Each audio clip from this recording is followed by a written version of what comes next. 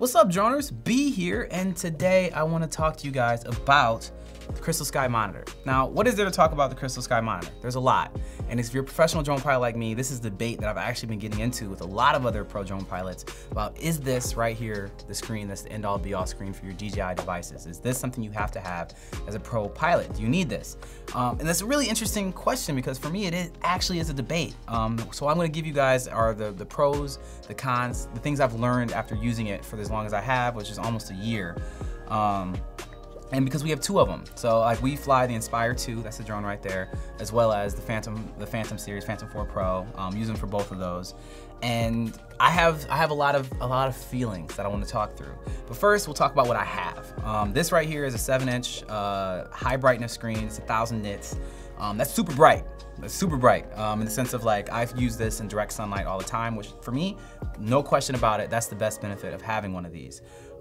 They're absolutely incredible in daylight. You don't need a shade, you don't need anything. Like literally the sun can be like right here and I can be like flying just like this and I can see everything I need to. So that brightness is absolutely ridiculous and I love it. I absolutely love it.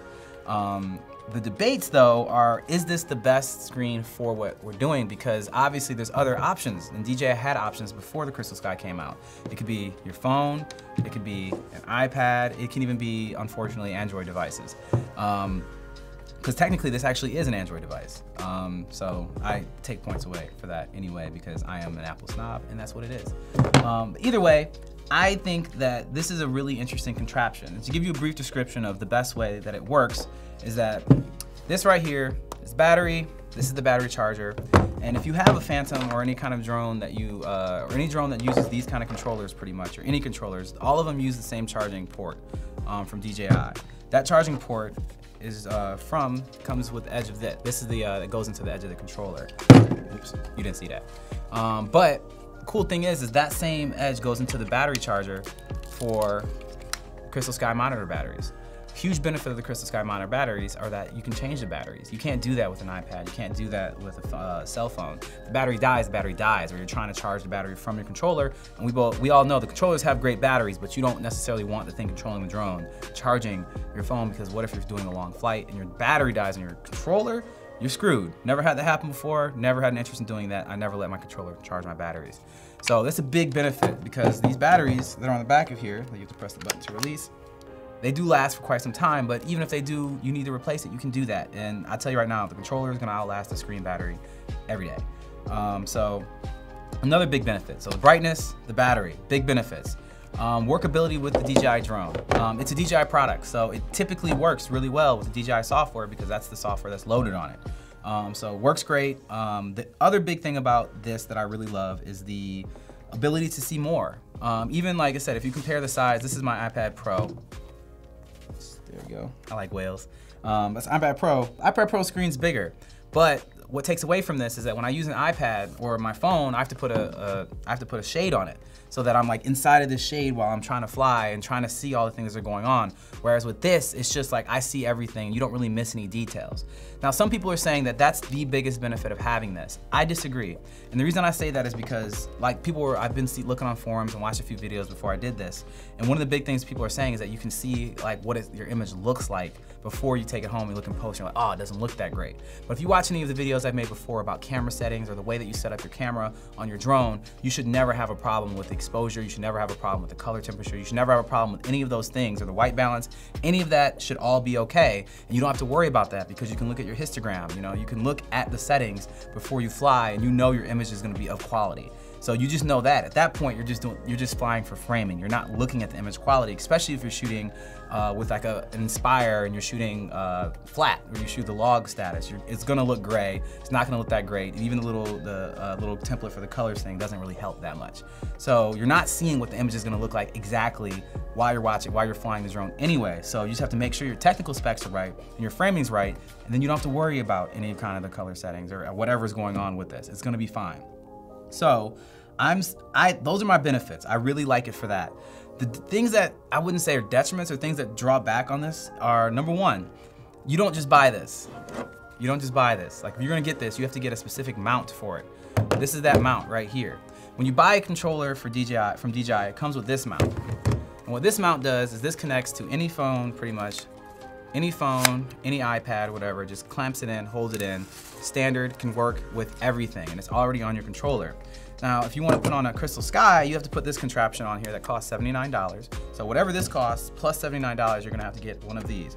This connects directly to the controller, just like the phone does with the cord or whatever. And then you have a little port here that it sits on. You pretty much just put it in there. It's pretty easy, unless you're doing it on camera. You just put that little lock in, and there you go. You have your screen. You don't need a screen. You don't need anything. I have a screen protector on here, but other than that, you don't need like the shade or anything. You just fly. It's just like, there it is, bam, you fly, you're good to go. So that's pretty convenient, but it's convenient until it's not. I've had instances where this isn't always the best item to use. The biggest detriment for me about this is that the touchscreen isn't even nearly as good or doesn't have the tactile response that, like, say, an iPad or an iPhone does. And the biggest problem where that comes in is when you're getting into your drone settings. So for example, I operate camera a lot on the Inspire 2.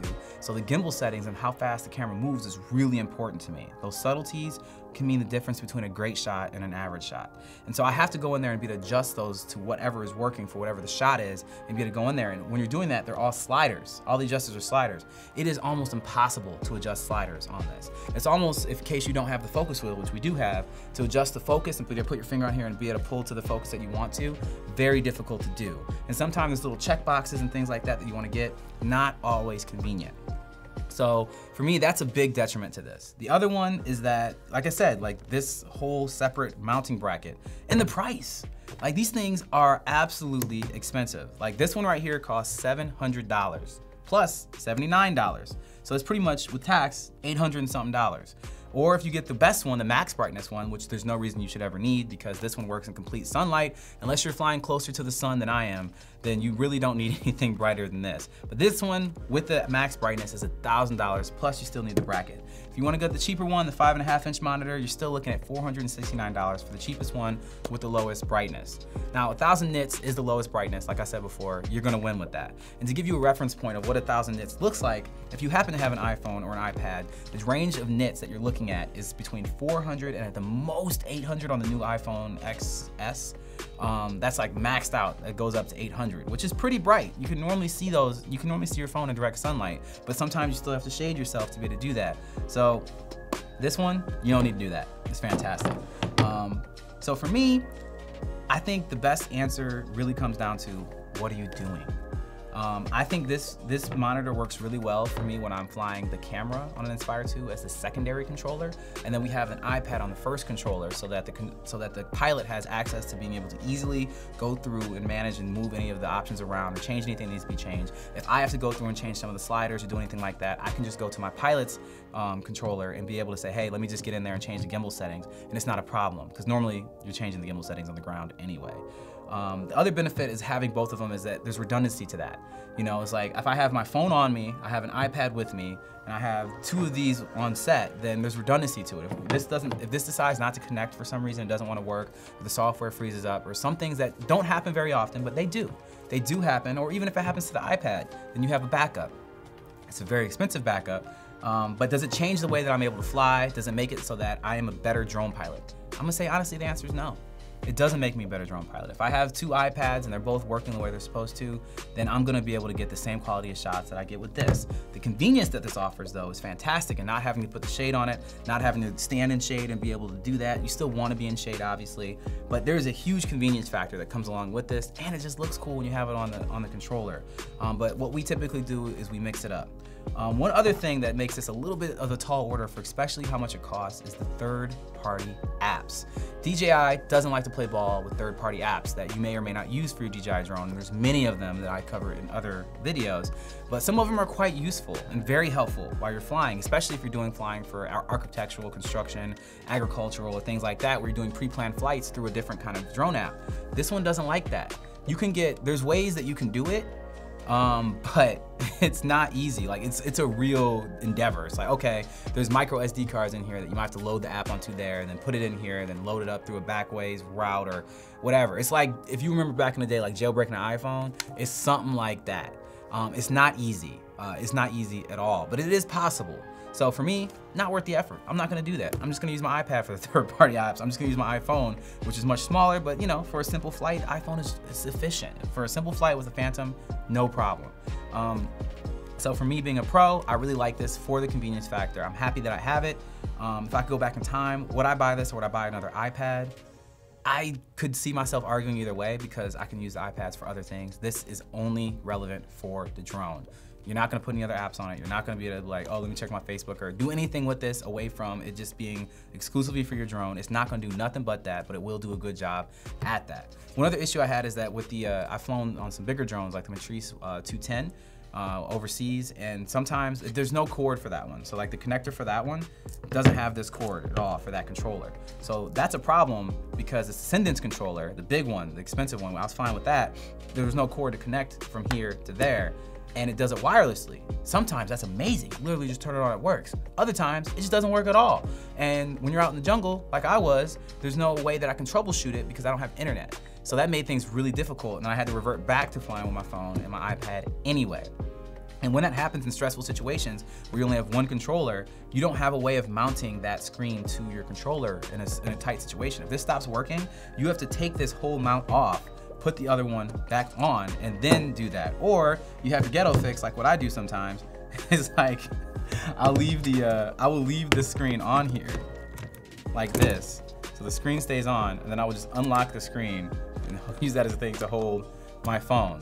Yeah, it works, but it's like, am I happy about this? Is this why I bought this, to hold my phone or hold my iPad while I'm doing this? No, that's not what I bought it for.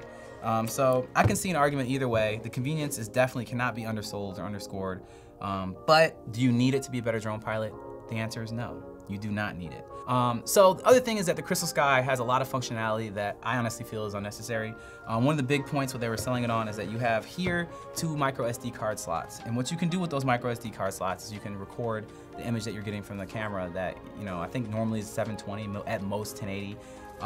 It comes in from the wireless signal. And as we know, flying a drone, that signal can be really strong and look good. Sometimes it doesn't. A lot of times it doesn't. Sometimes you'll get the static, you'll get whatever.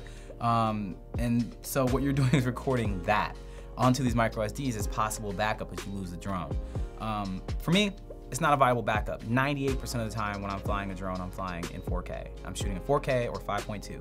And that is not gonna work coming from there from a wireless signal that I'm getting. So there's honestly no real reason for me to record this backup at all because it's not gonna help anybody when you're trying to match with a Red or trying to match with an Ari or an Alexa or something like that. This isn't gonna do anything.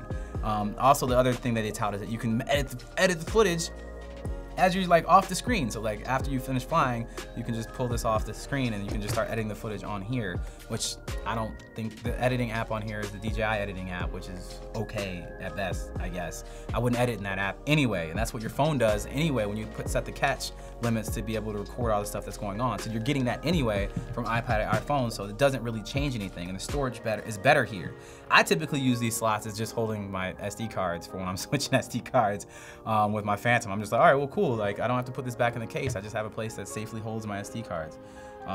That's honestly what I use it for. Like, I don't know any other pilots who are like, yeah, this is my backup footage that I just keep and it keeps everything safe. I don't know anybody who does that. But I do know the people who do what I do, use it as like for their Phantoms. Like, yeah, I got my extra SD right in here, so no problem, super convenient. Other than that, like I said, it does what it's supposed to do. It just doesn't necessarily blow these out of the water. Droners, thank you so much for checking out this video where we're talking about the Crystal Sky. That was fun. If you want to see me with more products and reviews on how I feel about them, you can check them out here. Or if you want to see the greatest drone video that's an intro to this page that has ever existed, I recommend you hit there. Otherwise, make sure that you guys go ahead and subscribe because that is what allows me to do what you guys love and what I love to do. That's be here.